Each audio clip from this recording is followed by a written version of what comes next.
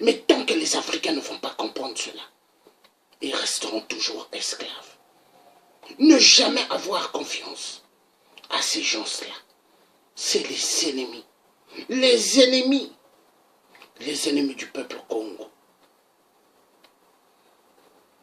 Ils ont toujours voulu jouer avec ce peuple.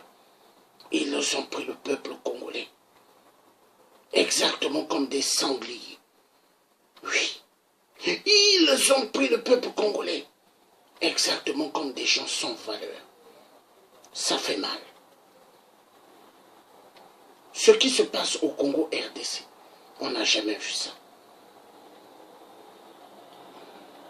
Jamais. Ce qui se passe au Congo RDC est incroyable.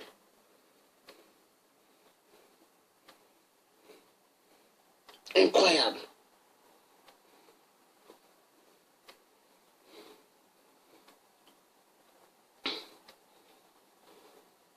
Ça fait mal ce qui se passe au Congo. Mais ça va finir. Ça va finir à condition que les Congolais se lèvent pour le soulèvement populaire. Nous allons regarder un peu ceci.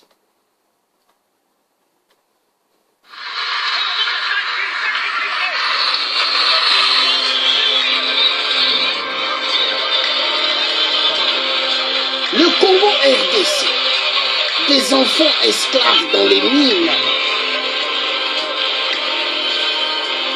du cobalt, du tantal, du coltan, du sang.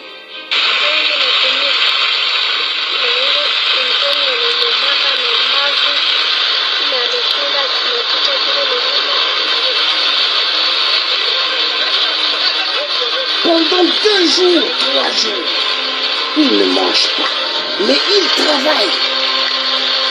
Bienvenue dans le monde des enfants esclaves au Congo RDC.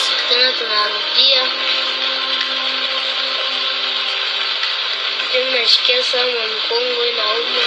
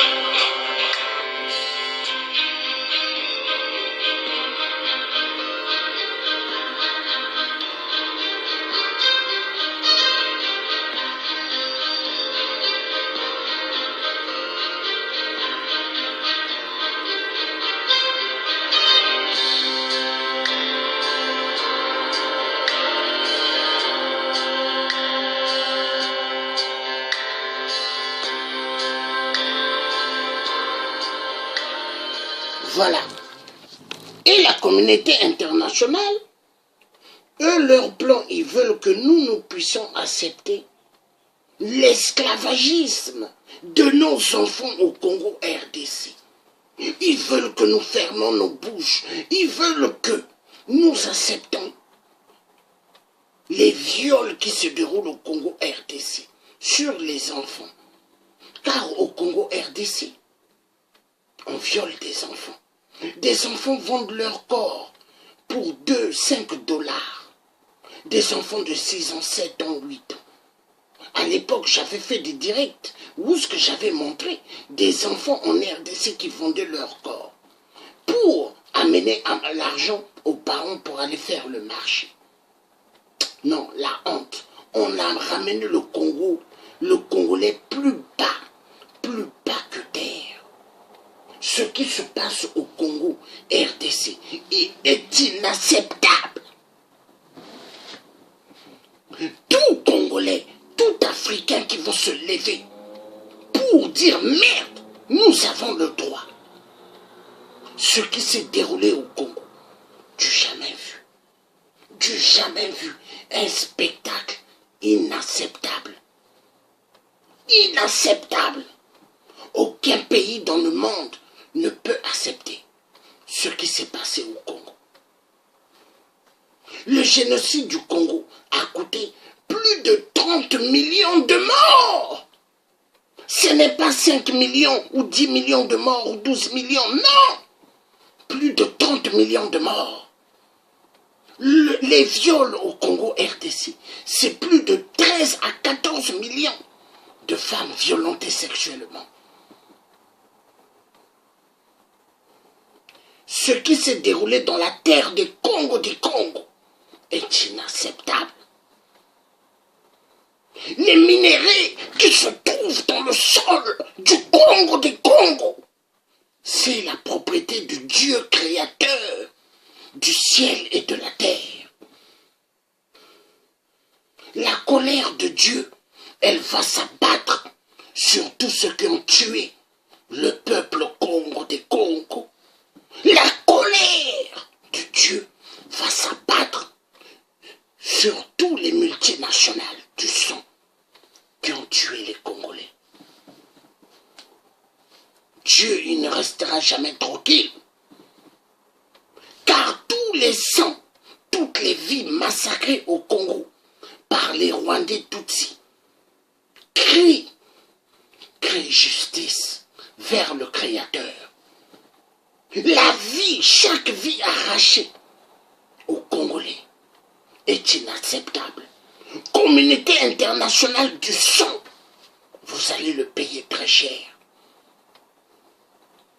Regardez, pas mal de Congolais ont des nationalités françaises, anglaises, américaines, espagnoles, italiennes, belges.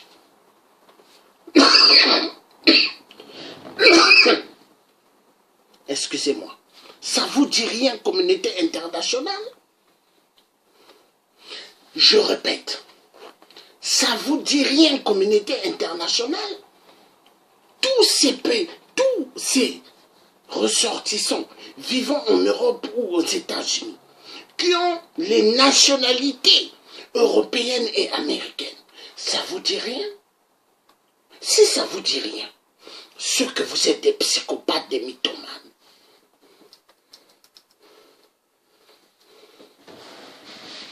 Tous les binationaux vont vous démontrer que ce que vous avez fait au Congo RDC est inacceptable.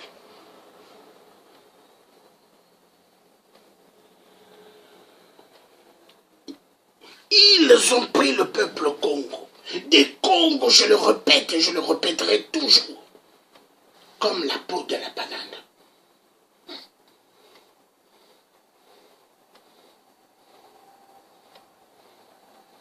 Est-ce que les Occidentaux ont des plantations de bananes? Non. Ça vient la majorité de l'Afrique. Ça vient la majorité des îles. Martinique, Guadeloupe, Guyane. Les îles françaises. Et une grande partie vient aussi des îles caribéennes britanniques. Le Jamaïque. Banane. Oui, ils aiment bien manger la banane. Ils aiment bien manger la banane. Mais quand ils voient les noirs, ils disent que c'est des singes. Non, les singes, c'est l'homme blanc. L'homme blanc. Enfoiré d'hommes blancs. Politique de merde. Ils ont tué le peuple Congo. Ils ont tué le peuple Bantou. Ne vous inquiétez pas. Tous les pays africains, nous avons besoin de finir avec les dictateurs. Mais je vous disais à l'époque, soyons du côté du Congo RDC, parce que le Congo RDC, c'est le cœur central. Voilà. Le Congo se libère, toute l'Afrique est libérée. Le Congo RDC se libère pas, toute l'Afrique ne va jamais se libérer. Il faut que le Congo RDC se libère. Et nous avons Laurent Gbagbo qui est à la CPI. Quand il va sortir, il va nous donner des informations immenses et immenses sur la France-Afrique. Laurent Gbagbo, il connaît toute la comédie de ces tueurs des tueurs. Les Occidentaux de merde. Nous avons la priorité et l'efficacité. Nous voulons finir avec Sassou, le génocidaire. Le Congo RDC se libère, Sassou va trembler. Parce que Sassou va chercher à prendre la fuite. Mais nous allons l'attraper. Attraper tous les dictateurs en Afrique. Et Pépa Kaka. Nous devons en découdre. Ils ont tué le peuple africain. Ils ont retardé le développement en Afrique. Ils ont retardé toute génération des générations. Mon père, à l'âge de 19 ans, il était déjà marié. Mon père, à l'âge de 20 ans, il payait ses terrains. Quels sont les jeunes d'aujourd'hui? Ont payé des terrains? Non. Pas mal de jeunes n'ont pas payé des terrains. Pas mal de jeunes n'ont pas fait ce que nos parents ont fait hier. Nos parents ont bien vécu. Mais est-ce que tous les jeunes d'aujourd'hui ont bien vécu? Ça ne veut pas dire que tu roules en BMW que tu as réussi. Ça ne veut pas dire que tu mets les costumes que tu as réussi. Ça ne veut pas dire que tu mets les belles paires de chaussures et que tu vas tout le temps en boîte de nuit que tu as réussi. Ça ne veut pas dire que tu fais sortir beaucoup d'argent que tu as réussi. Non! La petite réussite artificielle dans les pays occidentaux n'est que artificielle. La vraie réussite, c'est en Afrique. En Afrique, l'Africain, il vieillit tout doucement. Mais aujourd'hui, nous voyons les Africains vieillissent rapidement en Afrique par rapport au stress de la dictature, par rapport au stress de la communauté internationale du sang. Oui. Les études Bac plus 5, Bac plus 6, Bac plus 10, Bac plus 900. Mensonge sur mensonge. Aujourd'hui, les gilets jaunes, en France, sont en train de démontrer que le système capitaliste, le système de la mondialisation, le système des fortunés, des députés riches, des présidents riches, ont ramené plus que des pauvres et des pauvres dans le monde. Mais le roi de France était même mieux. Mais les vrais dictateurs, mais ce sont ceux qui se disent républicains, ceux qui se disent démocrates. Mais ce n'est pas des démocrates, ce ne sont pas des républicains. C'est tous des Rothschild, car ils travaillent pour le club des Rothschild. Tous ces gouvernements que nous voyons dans les pays occidentaux, c'est tous des francs-maçons des Illuminati. Ils ont baptisé les dictateurs africains de devenir des francs-maçons. Ils ont amené les sectes de la loge de France en Afrique. Et ça, tué toute notre Afrique. Aujourd'hui en Afrique, les écroulements qui bousillent les ruelles, qui bousillent immensément des maisons. Mais c'est la colère de Dieu. Les inondations. Et les gens disent changement climatique. Non! La colère de Dieu. Car le changement climatique, si vraiment il y avait changement climatique, l'être humain allait disparaître de la surface de la Terre. Tout ce que nous voyons comme les changements soi-disant climatiques, c'est la colère de Dieu. Parce que Dieu a mis toutes choses sur terre pour que l'homme vive bien, meilleurement. Mais à cause de la méchanceté des francs-maçons, ils veulent que l'homme bave. Ils veulent que l'homme souffre. Mais ça va changer. Ça va changer. Il y en a marre. Il y en a marre. Est-ce qu'on va continuer à vivre ce qu'on est en train de vivre? On s'est moqué tellement des Congolais. Nous allons revoir autre chose. Des enfants au Congo RDC. esclaves.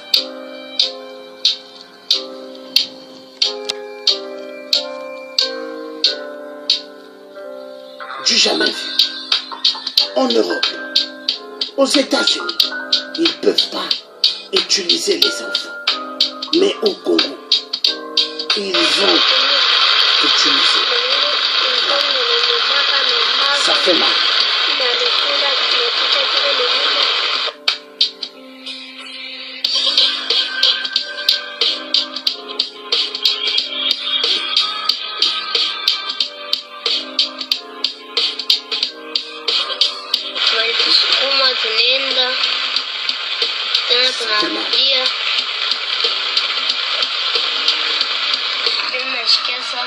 Est-ce que la place de ces enfants-là, c'est dans des mines de cobalt, dans les mines? Non. La place de ces enfants-là, c'est à l'école. À l'école. C'est pas dans les mines. Vous voyez la méchanceté de l'homme blanc? La méchanceté de l'homme blanc. Et ils ont fait à ce que des enfants maintenant vivent ainsi. Le cobalt, le tantal, le coltan, les minéraux du peuple Congo des Congo. Et avec ça, on veut baver, faire souffrir les Congolais. Non, il y a un problème. Il y a un problème. Et qu'est-ce qu'on dit? Non, c'est pas grave. Allez seulement aux élections. On va C'est un pays qui connaît une instabilité depuis des décennies et il me semblait important d'en parler, car ce qu'il s'y passe n'est pas souvent évoqué dans les médias. C'est parti. La République démocratique du Congo, à ne pas confondre avec la République du Congo, est un pays d'Afrique centrale.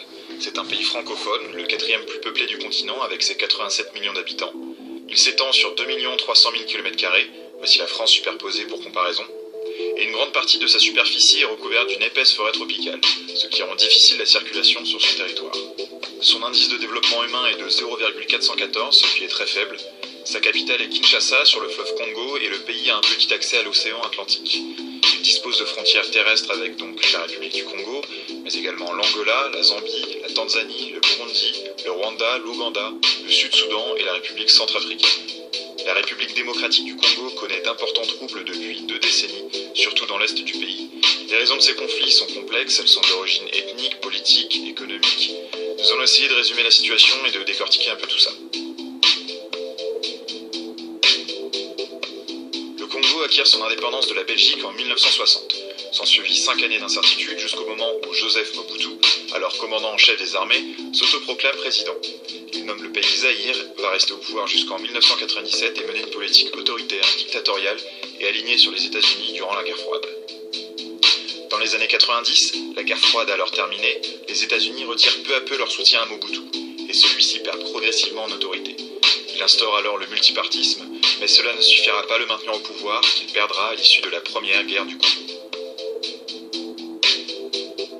Cette guerre prend sa source lors du génocide rwandais de 1994.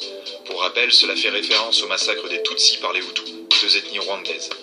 Ce génocide a fait plus de 800 000 morts en à peine un peu plus de 3 mois. Après cet événement, près de 2 millions de réfugiés Hutus fuient dans l'est du Zaïre.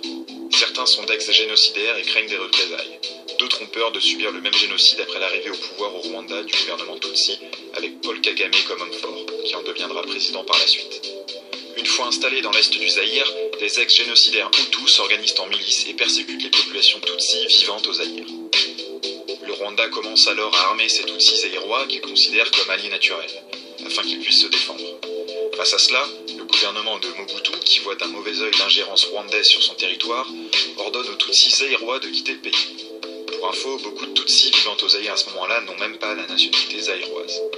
En réponse, le Rwanda et son allié l'Ouganda participent à la création de l'AFDL, l'Alliance des forces démocratiques pour la libération du Congo, groupe composé de rebelles congolais opposés au gouvernement Mobutu, mais également de troupes rwandaises et ougandaises. La guerre commence. L'AFDL, menée par Laurent Kabila, prend rapidement l'avantage, marche jusque Kinshasa et en chasse Mobutu. Kabila s'autoproclame président et renomme le Zaïre, qui devient la République démocratique du Congo. Mais Mais une fois au pouvoir, il se retourne contre ses anciens alliés et demande aux troupes rwandaises et ougandaises restées dans l'est du pays de se retirer rapidement. Il chasse également en 24 heures les Tutsis présents dans son gouvernement et des centaines sont lynchés à Kinshasa. Ce sont les prémices de la deuxième guerre du Congo. Les tensions montent entre Kabila et ses ex-alliés et en août 98, des Tutsis de l'armée congolaise se mutinent et obtiennent le soutien du Rwanda et de l'Ouganda. Ils forment un groupe rebelle, le RCD, Rassemblement Congolais pour la Démocratie. Ils prennent rapidement les villes de Goma, Bukavu et Uvira, et toute une partie de l'est du Congo, qui se retrouve donc sous influence rwandaise. En réponse, Kabila demande de l'aide aux milices anti-Tutsis, et des violences apparaissent un peu partout sur le territoire, jusque dans Kinshasa. Mais très vite, dès mi-août 98, des membres du RCD parviennent à approcher la capitale. Ils sont rejoints sur place par d'autres troupes mutinées issues de l'armée régulière congolaise. La situation est donc critique pour Kabila, mais il parvient à gagner un certain nombre d'alliés dans la région. L'Angola, le Zimbabwe, la Namibie, le Tchad, la Libye et le Soudan. Et grâce à leur soutien, il parvient à éloigner les rebelles de la capitale. Parallèlement à cela, l'Ouganda fonde son propre groupe rebelle au Congo, le MLC, Mouvement de Libération du Congo, qui va bientôt contrôler la partie nord du pays. Le FDLR, Front démocratique de libération du Rwanda, est également fondé en 2000 par des ex-génocidaires Hutus réfugiés du Rwanda. Ils soutiennent Kinshasa dans cette guerre et sont actifs un peu partout dans l'est du pays. Leur objectif est de reprendre le pouvoir au Rwanda, qu'ils avaient perdu peu après le génocide de 1994. On voit donc bien qu'entre le MLC, le RCD, le FDLR, les milices Hutus et un grand nombre d'autres groupes non cités, cette guerre n'est pas une guerre traditionnelle. C'est une suite d'escarmouches entre groupes armés soutenus par différents gouvernements, ne respectant pas le droit international et n'hésitant pas à s'attaquer violemment aux populations civiles. En janvier 2001, Laurent Désiré Kabila est assassiné par un garde du corps. Son fils, Joseph Kabila, prend immédiatement le pouvoir. Et à partir de 2002, la situation se détériore pour le Rwanda. Les membres du RCD, lassés par la guerre, arrêtent les combats. Certains rejoignent même les rangs de l'armée congolaise. Et des affrontements ont lieu avec l'armée rwandaise. Le Rwanda ne peut continuer la guerre et en juillet, il signe un accord de paix avec le Congo. L'accord prévoit le retrait de 20 000 soldats rwandais du territoire congolais et en retour le désarmement des milices composées d'anciens génocidaires de 1994. En septembre, la paix est également signée avec l'Ouganda. Malgré la fin de la guerre, des escarmouches ont encore été observées dans les régions de l'est du Congo, car des dizaines de milices sont encore actives. Certaines Tutsis, d'autres Hutus, d'autres aucun des deux. Il est très difficile de savoir précisément lesquelles sont les plus actives, les plus dangereuses et quelles sont leurs motivations exactes. Quoi qu'il en soit, cette situation va mener à un nouvel affrontement, la guerre du Kivu. Après la deuxième guerre du Congo, un gouvernement de transition est mis en place. Parmi d'autres mesures, il prévoit de créer une nouvelle armée, en intégrant les combattants congolais des principaux différents groupes armés ayant combattu pendant la guerre. L'objectif est de rassembler et de pacifier le pays. Mais on obtient une armée à la fidélité très discutable, mal équipée, mal entraînée et peu disciplinée. Après tout, beaucoup de ces combattants sont d'anciens rebelles, ayant commis des crimes et des pillages, et se sont battus les uns contre les autres. Laurent Nkunda, un Tutsi ancien membre du RCD, est nommé colonel puis général de cette nouvelle armée. Mais très vite, il rejette l'autorité du gouvernement de Kabila et avec de nombreux déserteurs Tutsis fonde son propre groupe armé, le CNDP, Congrès national pour la défense du peuple. Il est basé dans les forêts du Massissi et étend son influence sur une bonne partie du Kivu. Durant les années suivantes, des affrontements ont lieu entre le CNDP, les forces gouvernementales congolaises et un bon nombre de milices Hutus, dont le FDLR. Des centaines de milliers de civils quittent leur foyer pour fuir les combats et de nombreux crimes contre l'humanité sont commis. Massacres, tortures, viols. Les combats continuent jusqu'en 2009 lorsque Laurent Nkunda est arrêté. Un accord de paix est alors signé le 23 mars. Les combattants de Nkunda, en échange de la signature, demandent la libération de prisonniers ainsi que le contrôle de 3 ministères en vue des prochaines élections présidentielles de 2011. Mais après ces élections, en 2012, ils estiment que l'accord n'est pas respecté et lancent une nouvelle rébellion, le mouvement du 23 mars, ou M23. S'ensuit encore plus d'1 an et demi d'affrontements dans la région du Kivu, jusqu'en 2013 avec son lot de tueries et de pillages. Les forces armées congolaises, avec l'appui de forces de l'ONU, parviendront finalement à contenir la rébellion. Le M23 dépose alors les armes. Plus de 4 ans après la